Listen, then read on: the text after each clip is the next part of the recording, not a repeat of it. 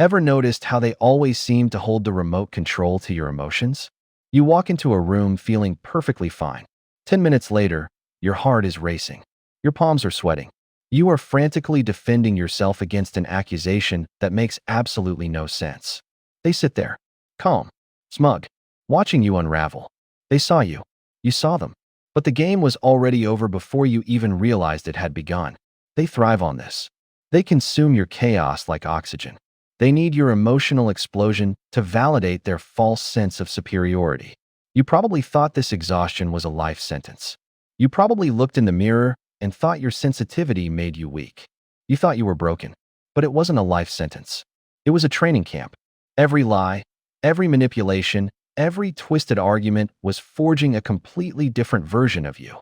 Your deep empathy, the exact trait they tried to exploit and destroy, is actually your hidden superpower. They thought they had found a permanent victim. They didn't realize they were handing you a strategic advantage. You have seen behind the mask. You now understand the mechanics of human psychology better than anyone else in the room. And now, it is time to flip the script. When they come for you again, and they always do, they will expect the same old routine. They will throw a piece of bait. They will raise their voice. They will manufacture a crisis out of thin air just to watch you dance. Do not dance. Do not defend. Do not explain. Instead, look them directly in the eyes. Let 2 full seconds of total, heavy silence pass. Let the silence make them deeply uncomfortable. And then, with a completely flat, clinical, almost bored tone of voice, ask them one simple question. Are you okay? Do not say another word. Just watch. Here is the truth. A narcissist's entire reality depends on making you look out of control. When you ask, "Are you okay?"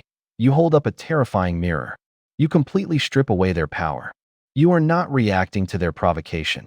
You are observing their behavior as if they are a fascinating, slightly concerning specimen in a jar. You shift the spotlight from your reaction to their instability.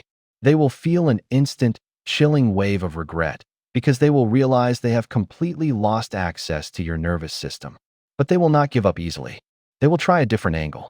They will try to rewrite history. They will tell you that a conversation never happened. They will tell you that you are imagining things. They will tell you that your memory is failing and that you are the one who is actually abusive. This is the gaslighting phase. The phase designed to make you bring out screenshots, text messages, and a list of facts to prove your sanity. Listen to me carefully.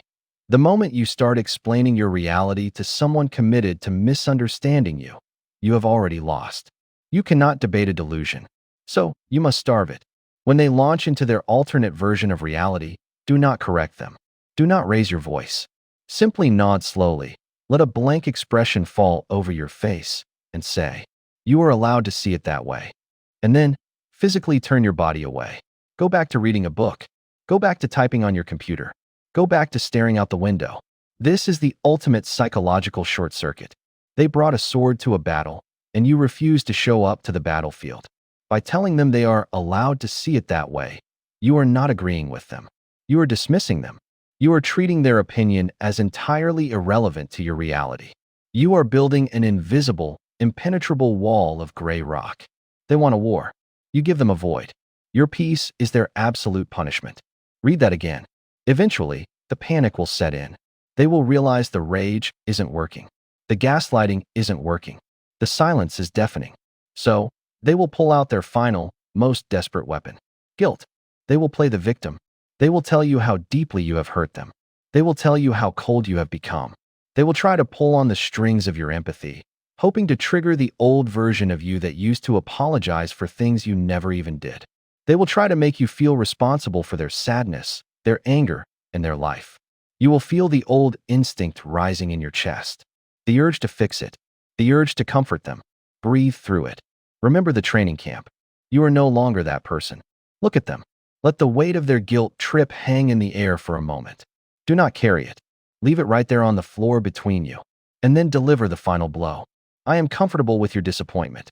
Watch the mask slip. Watch the illusion shatter. With that single phrase, you completely dismantle the trauma bond. You are boldly stating that their emotional state is no longer your responsibility. You are no longer terrified of their disapproval. You have reclaimed your agency, your energy, and your soul.